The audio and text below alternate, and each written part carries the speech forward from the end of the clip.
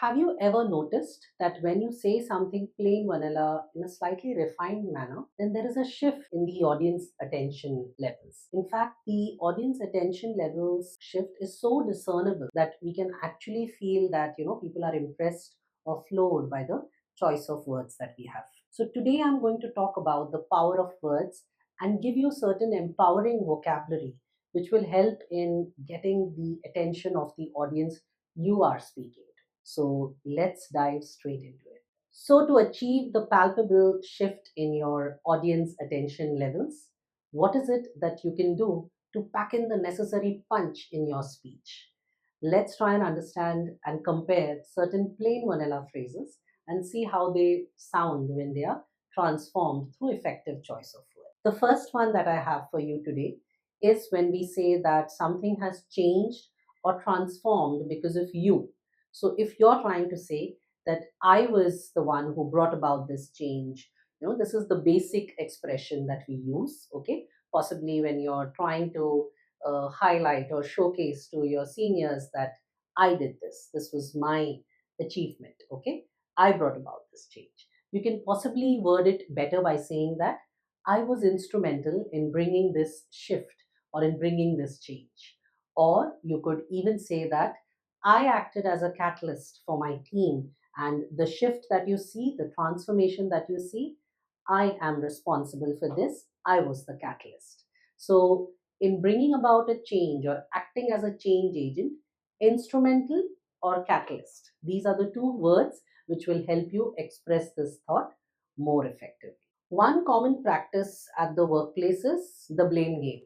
People often try to either pass the responsibility or shift the blame to someone.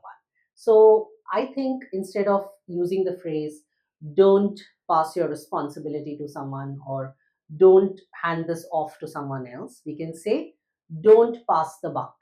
Okay, which means passing or shifting the responsibility. Let's try and use this positively as well, rather without the absence of a negative in the sentence. He tends to do this very often. He passes the buck, and then ultimately someone else gets blamed or held accountable for what primarily he is supposed to do. So, pass the buck is your phrase here, and the verb is pass. So, based on your tense, you can change and use it accordingly. So, when someone is going through a financial crunch, possibly because his business was not booming or he actually experienced a setback, okay, so you can say that after that phase is over, he recovered from his losses or he recovered from the situation. But this is a plain expression. Let's see how we can spice this up. I could possibly say that his resilience finally paid off because he bounced back from the situation. So there you go. Instead of saying he recovered from the losses or he recovered from the setback, you can say his resilience helped him in bouncing back from the setback on account of financial losses. So, an elegant choice of words makes for an elegant expression of thoughts. When there is a stressful situation, in fact you feel pressurized to take a call, or you're possibly not very comfortable in a scenario, you can say I'm under stress, okay, or this is bothering me. But these are plain expressions. So what else can I say to make this sound more eloquent in expression? I can say that I'm under duress. Under duress means there is some kind of a pressure, an external factor which is forcing you to take a decision or a step. Okay, so I'm under duress is a more effective phrase for I'm under some kind of undue pressure or some kind of stress. Well, we all expect life to be hunky dory, but we all know that there are ups and downs. Life is never going to be a steady straight line. In fact, the changes or things that are unexpected, unpleasant, and these unexpected, unpleasant changes is what breaks the rhythm or the steady pace of a great phase.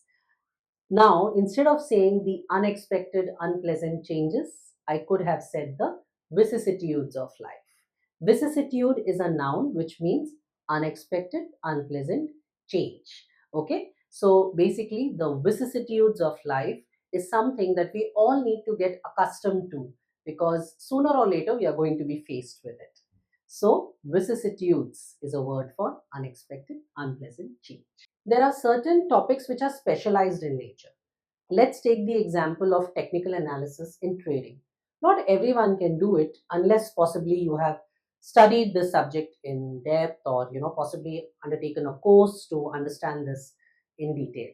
So this would be an esoteric topic. So instead of saying it is a specialized topic, okay, you can say it's an esoteric topic or an esoteric subject. Okay, so technical analysis is an esoteric subject, and only the ones who have studied this in depth can actually trade using the expertise and the flair for it.